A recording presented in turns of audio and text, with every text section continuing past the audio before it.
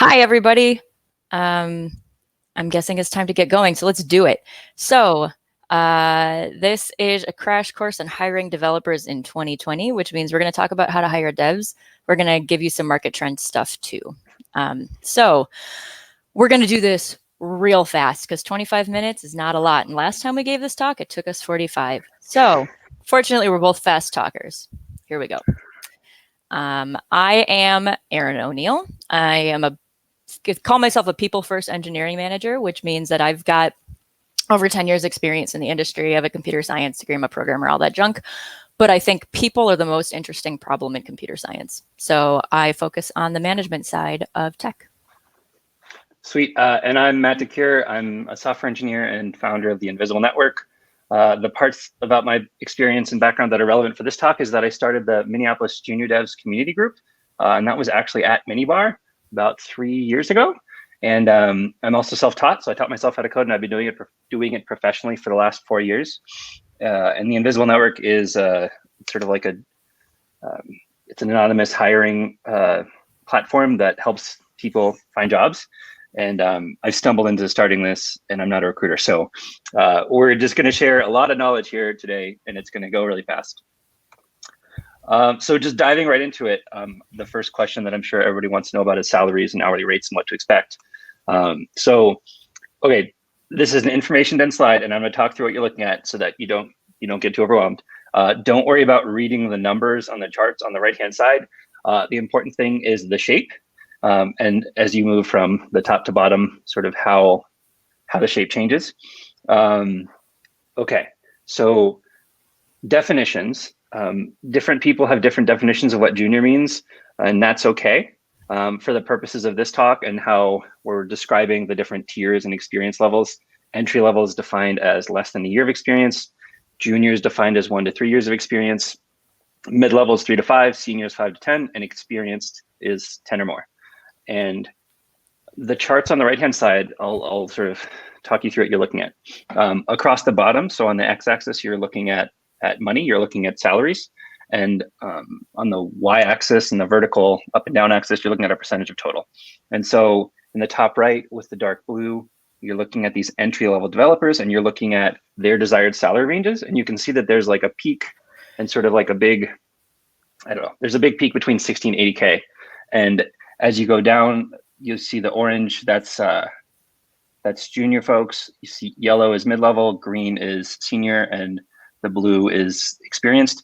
And the shape of the like sort of histogram is the part that's important, is that it's pretty narrow as you're in the entry level.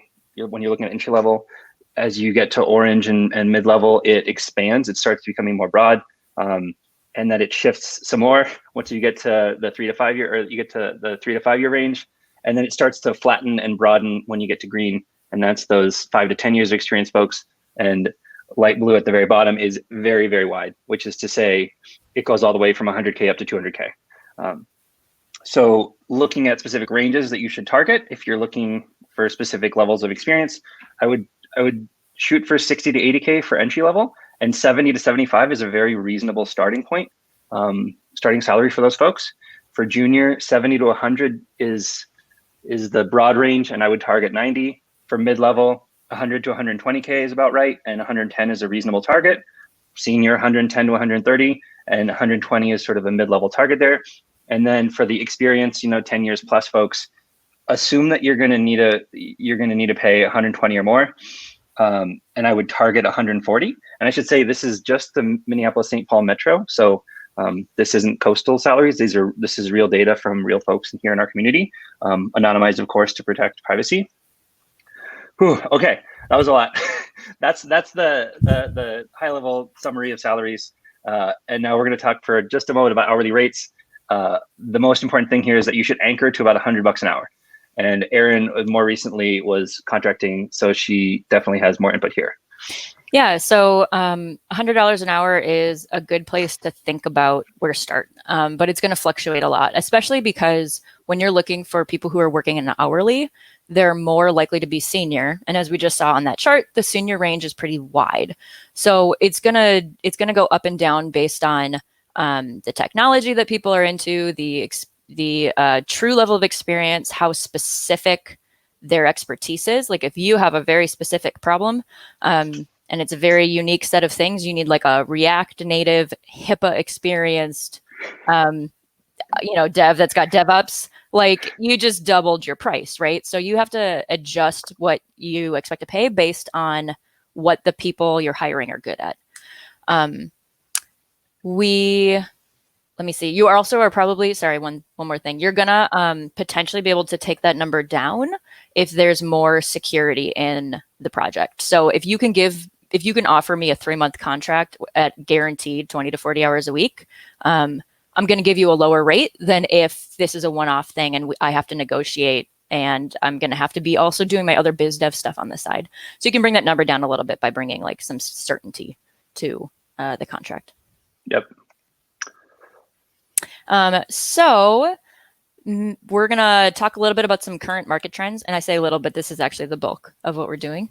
I think we have 6. So the first one is COVID has just turned everything over about what people want and what we're doing in hiring. So people want to work remotely. And that was already a trend that was picking up some real steam in the dev world, but now it's basically a given. So people want to work remotely. They want flexibility and they want understanding. This is a weird time. So people want to feel comfortable that like if they get sick or if somebody they know gets sick or that they have to take care of, like a kid or something, that there's going to be understanding. And also just that it's hard for us all to be super productive right now. Like it's just a difficult time in history. So people are really looking for employers that understand that now is weird. People are also, there's a strong pivot towards people wanting to do meaningful work. It is with the world kind of doing what it's doing and politics being so salient. And there's just the conversations of the summer have really made people feel like they want to do something with their time that matters and moves the needle. So those are all things that we're seeing. People as employees are looking for. As far as employers, everybody kind of stopped hiring right at the beginning of this summer, this spring, and now it's slowly picking back up again. So there was a bit there where there were a lot of layoffs and there were a lot of really good people looking for work. There's slowly that is becoming less true. So you can go snatch some really amazing people right now, but that won't be true forever. Yeah. And Megan's talk at 9 a.m., she touched on that a little bit. So we're not going to beat a dead horse here, but we'll talk about a lot of the different trends here as we go. But COVID has definitely had an impact. In terms of supply and demand, if you come to us and say, hey, I'm looking to hire developers, the first question is always, are you looking for experienced or junior folks? And the reason I ask is because everybody's looking for experienced devs. Like your default is, oh, we need somebody who can hit the ground running, who can, who doesn't require a lot of handholding, et cetera. And so just in terms of supply and demand, those folks are in high demand and in low supply. And by comparison, you've got a huge pool of less experienced folks who are like less than 3 years of experience or so, where there are quite a few of them coming out of boot camps, coming out of undergrad programs, teaching themselves how to code and that sort of thing. And they're available and they're saying, hey, come hire me. And companies are saying, oh, we're only looking for experienced folks. So there's this weird supply and demand mismatch that we wanted to tee you up about. Getting into it further in terms of what experienced folks are looking for, they really want to work on their own terms. They're very choosy. And so they're looking for things like flexibility and autonomy. Eryn already mentioned people wanting to do meaningful work, so mission-driven work or high pay. The oddball is that sometimes people are looking for both, which is kind of unrealistic. And then lastly, some folks have very strong opinions about working fully remote. Eryn already touched on that too. Or they have very strong feelings about exclusively contracting, which is to say, like, these are folks who have very marketable skills. They know that they've been paid and compensated very well throughout their careers, and they want to work on their own terms. And so these are the things that they're looking for as they choose their own terms, as they're deciding on their next gig. So we already kind of covered this. When you're hiring these folks, you have to seek them out. There are more of them. There's more demand than there is supply. and they're all getting inundated with LinkedIn messages. So they're allowed to be choosy. And then lastly, in terms of demographics, this is majority white men, which hopefully isn't a surprise to 20 people, but we'll also sort of elaborate on that a little bit more in just a minute. In terms of junior folks, they're looking for opportunities to learn and grow. They're looking for mentorship, they're looking for supportive environments, and they're looking for learning opportunities. I know Eryn was more recently hiring, so I'll let Eryn explain what you should expect when you're hiring junior folks. Yeah, if you decide to put up a junior posting, awesome, good for you. Understand that you are going to probably get flooded with applications. It depends on how a lot of factors, how well known is your company and how well are you advertising this position and whatnot. But like, I literally have gotten between 100 and 200 applications for junior roles before. So before you put up that listing, you want to have a plan for how you're going to handle that, because however you're handling your current recruiting is not going to work for this. It might even be worth considering having like two separate sort of like interview paths, or like whatever that track is, because you just have to do really different things to sift through that much and that many applications, that many resumes. And the kind of the worst thing that can happen is that you don't do this, because these groups tend to be much more diverse. You have a lot more demographic diversity within junior devs than you do with senior devs. And so if you don't have a plan to work through this overwhelm, the human brain tends to default to pattern matching. And we look for people who have backgrounds like us, who seem familiar, and we start to exclude people who have backgrounds that we don't recognize. And the thing about pattern matching is that you're gonna hire people like you, and you're just gonna kind of perpetuate the lack of diversity in your company if that's something that you care about.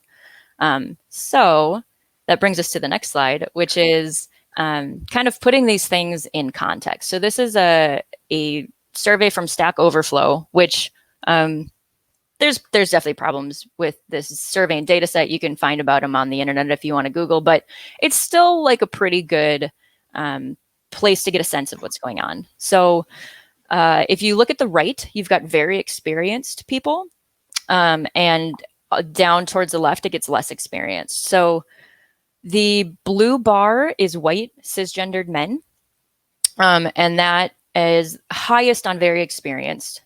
It's still a majority of the people on the junior bar, but you can see that as you go up in experience, you have more and more and more cisgendered white men. The other bars represent marginalized genders, people of color, or both. And you get less blue as you go to the left. So if you are starting to think about hiring for diversity, targeting your hiring on not people who are not as senior can pay some real dividends. Yeah, and that feeds nicely into trend number 5, which is that employers are looking to diversify their teams, which is great. And with the Invisible Network, I'm starting to hear from a lot of different companies, some of whom are on the early stages saying we want to build diversity into our team from the beginning, which is absolutely fabulous. Like myself included with Invisible Network, as we grow our team, I want to grow the team with people that aren't other white men. So we want to build this in from the beginning, just like other early stage companies are trying to do as well. And then by comparison, on the opposite end of the spectrum, you have folks who have companies that are very well established, that have been around for a while, and they look around and they say, oh crap, our team is extremely homogenous. We missed the mark here. And so both, I think the important thing is that you're thinking about this and you're thinking about how you can change this in your current environment. The big thing that I want to call out here is that just having folks, like, diversity is sort of like having a seat at the table. And there's a quote that really struck me when I heard it from Arnita Schroeder last year, which is like, having a seat at a table is not enough. You want to show up somewhere and feel like this place was designed with me in mind. And I feel like that's sort of the distinction between diversity and real inclusion, which is to say, just if you just hire somebody and they're the only woman, the only queer person, the only Black person, they're going to look around and they're going to realize that they're the only person. And if your culture is set up to sort of perpetuate that extremely homogenous culture, they're probably not going to stick around because the place wasn't designed with them in mind. And so this is a very loaded topic, and because we don't have a ton of time, like we want to make sure that what we do share with you, we communicate well. So the important things to note about hiring junior and diversity is that it's not just as simple as hiring somebody junior. You need to put them in a position to succeed, and that spans across culture, that spans across processes. But reassessing your culture and sort of how you got to where you are today is the first important step. You really need to like take a look in the mirror and make that introspective, sort of like thinking about it introspectively, so that you're changing your like the way you think about it. So you're thinking about it from a new person coming in and not just, you being on the team and having been there for a while. And then changing your processes is a lot larger of an undertaking, but things like changing how and where you find candidates, your process as far as how you assess them to avoid bias and make sure that you're assessing everyone fairly. And then onboarding and making sure that you're putting them in a position to succeed in terms of mentorship and guidance and what have you. Eryn, I don't know if I covered all the things, but I'm sure you have other things to add here. Well, we both know you didn't, because this is such a big topic that this could be its own talk. And Matt and I, as we were writing this talk, accidentally wrote that talk several times and then like pulled it back. But yeah, it's like Matt was saying, it's really important to take that look in the mirror. If you especially have an established company and it's gotten to a certain point and you look around and you see that everything's very homogenous, very similar, simply hiring somebody is not going to fix that.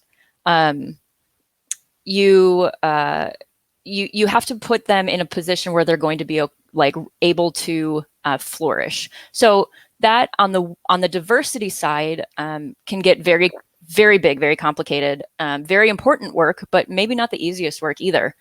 On the junior side, what that can look like is just making sure that you have mentorship and structural support for less experienced devs coming into your company.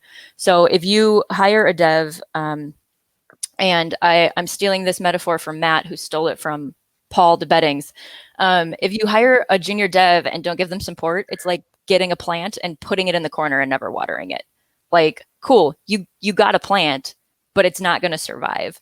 So you want to create a system where your onboarding and your ongoing support is sufficient to help a developer who has less experience get into your culture and fit there. Allison, Yeah. well, I was gonna say we should hold off on Q&A till the end, but yeah, that's a good question, and it's a we great want to address question, it. but let's not talk about it right now. Yeah, and also real quick shout out Paul de Beddings, his annual Minibar talk on why does the job search suck so bad is literally right after this talk. I think in this same in this room. This room, yeah. So Paul will most likely drop that quote, and it'll come out the right way because it's Paul's quote originally. And we just keep stealing it from him because we really like it. Thanks, Paul. We love you. Okay, we're towards the end here. Hopefully we might actually even have a few minutes for questions at the end, which is kind of crazy considering we only had 25 minutes. Those are the bold words, Cotton. Let's see how it pans out. Okay, so where to find candidates? This is you, Eryn. Oh, right. Okay, so you have a couple of options, basically two great categories of options. There's free ones and there's ones that cost money.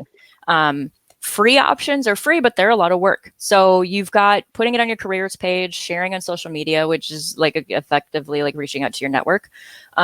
This relies on you having done the groundwork already to have some kind of presence and credibility in the community where people are actually looking at your careers page, or people are actually following you on social media and interested in working with you. You can source candidates yourself. That is basically playing recruiter. And finding people, however, on LinkedIn, on Twitter, on whatever networks you're a part of, and like reaching out to them and cold calling them. And if you want seniors, you're probably going to have to do that. Like seniors are very rarely looking. They need to be poached. So if you want to hire somebody, you go reach out to someone who you don't know if they're ready to move yet. And then finally, community participation. This sort of feeds into the first two, but this is, I want to call it out specifically because it's important and effective. If you want to hire different people than you've been hiring, you have to go different places than you've been going. So if you I mean, you can look at women in tech meetups, you can look at blacks in tech meetups. Matt's going to talk about some specific ideas for some of those things, but joining different communities and actually being engaged in them is one of the best free ways to source quality candidates, bar none. It's a lot of work, though. It's a commitment because you have to meaningfully, truly interact with people. They can smell a recruiter a mile away, whether you have that title or not. Yep. Yeah, exactly. And I mean, here we are participating in virtual minibar. And so this is, I mean, it's virtual, it's not in person. If it was in person, it would probably be a lot easier for you to sort of bump into folks and for those organic collisions to happen. Virtually, that's a lot more challenging. But I mean, the thing that I want to hammer home about both free and paid options is that you can't guarantee results with any of these options. So, I mean, you find the right person, you hire them, and that's great and that's wonderful. But how you find them is going to vary dramatically from person to person, from company to company, from role to role. So getting into the paid options, and I think Megan already touched on a little bit of this stuff earlier in her talk at 9. So if you want to rewatch her talk from before, that might cover this in more detail. But in terms of job boards where like you're paying to post a job, you can pay to post on LinkedIn or Indeed. Tech.mn is like the local tech site that's been around for a while. There's also a new org that popped up called Black Tech Talent, which is awesome. If you don't know Mike Jackson, he's the founder and he's fantastic.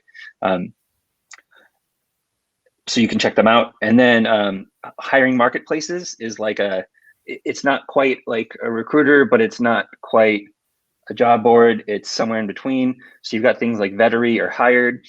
There's a really great one that also is relatively new called Black Tech Pipeline. They're not based here in town. They're based in Boston, but they provide this service where in addition to making connections to candidates, they check in with those candidates in the ensuing 90 days to make sure that they're having a positive experience at the company. And they will share critical feedback with those hiring managers to know that so that they're aware if there are microaggressions or like small things that are that might affect companies retaining these diverse folks who have joined their company. And then lastly, Invisible Network, which I'll shill here in just a minute. That's my thing, and I'll explain more in just a moment. In terms of external recruiters, there are a lot of them. It's really hard.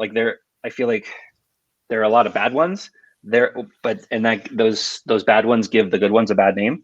And so the folks who we know here in town who we like, Paul DeBeddings, again, he's about to have a session, and so you'll hear way more about Paul and from him directly here in just a minute.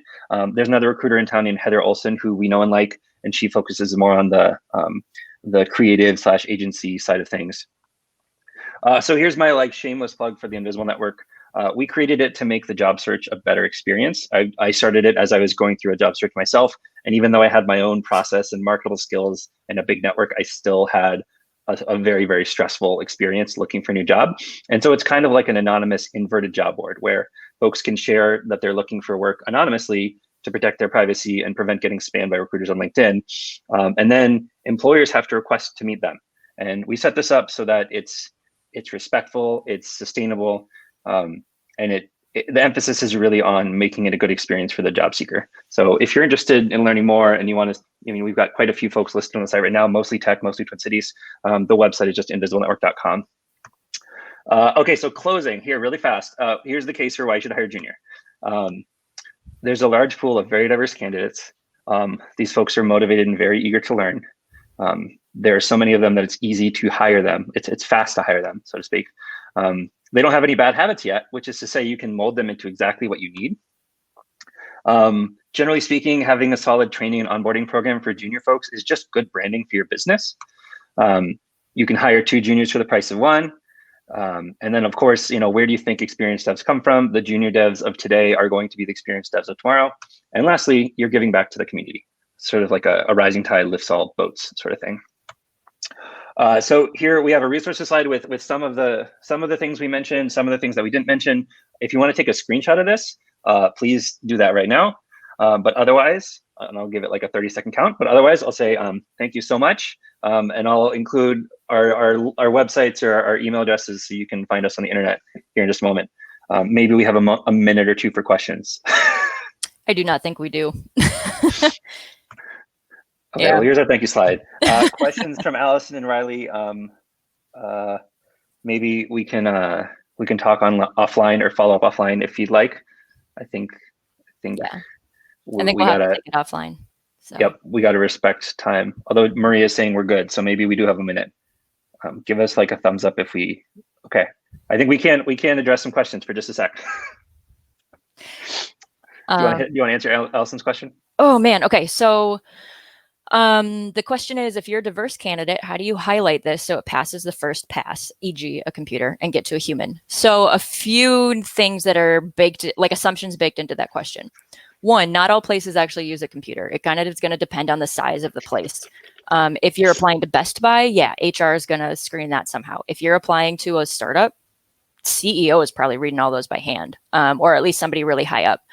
So one thing to do can be to look for places that you know are smaller, or that you they already have a good reputation for giving a crap about diversity, and then like go apply to them.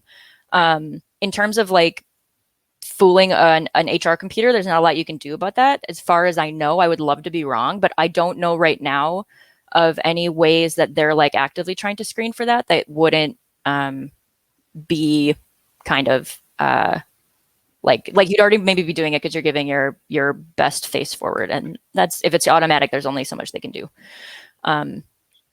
This is it's really, if this matters to you, this can be a really good reason to find a human to work with, whether that's meeting people through the community, like the things that I said about finding good candidates by participating in community.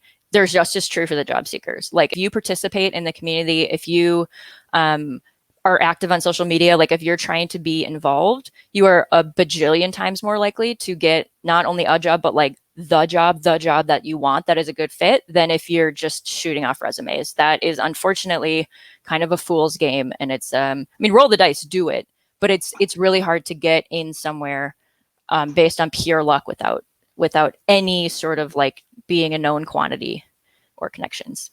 Yeah, I mean, you totally nailed it. The advice that I give anybody who's out there like applying for jobs is, for one, stop applying without talking to anybody at the company first. Like that's a recipe for frustration, because they have no context. They get a stack of resumes and applications, and they know nothing beyond what's written on your resume and what you put in your cover letter. So if there's a personal connection, if there's a referral in there, even if it's as simple as like you reach out to somebody on LinkedIn and ask for an informational interview to hear what it's like for that person to work at the company, like that puts you miles ahead of anybody else who's in that stack of resumes with no context that the hiring manager or recruiter has. Okay, second question from Riley about, I think it's specifically about how it works with Black Tech Pipeline. I don't know all the details. I'd recommend you look them up. The website is just blacktechpipeline.com, I believe. But they make connections, and they're in touch with both the candidates and the hiring managers. So like they sort of play middle person already. So when they're giving feedback, I think it's like the benefit is that the candidate isn't giving direct feedback to their manager. It's that there's a person in the middle to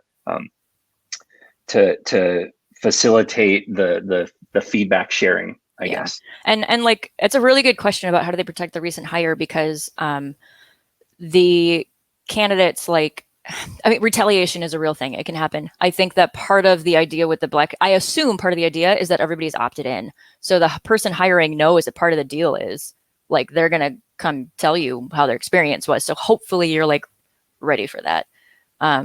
It maybe isn't a perfect system, but the current system isn't perfect. So I think we're just trying things out. Last question. How do those of us who are senior effectively support the juniors out there? I love it.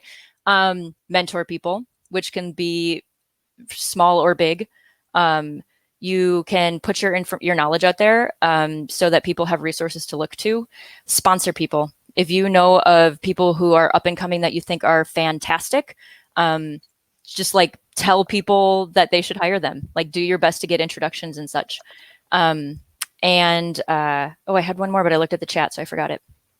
I'll say like there's so many junior folks out there looking for help. Like if you can go out proactively and seek out junior folks to sponsor and mentor and help, that's going to go huge. Like that'll be massive, because otherwise it's like they're sitting there trying to reach out to apply for jobs. They're sitting there trying to connect with hiring managers. They're sitting there trying to find mentors. Like it's really, really hard for junior folks right now. And so if you can proactively do anything to help them, and like anything would be beneficial. Yeah, I would just say proactively share your failures so people understand that like we're all human and we've all messed up, and proactively like give freely.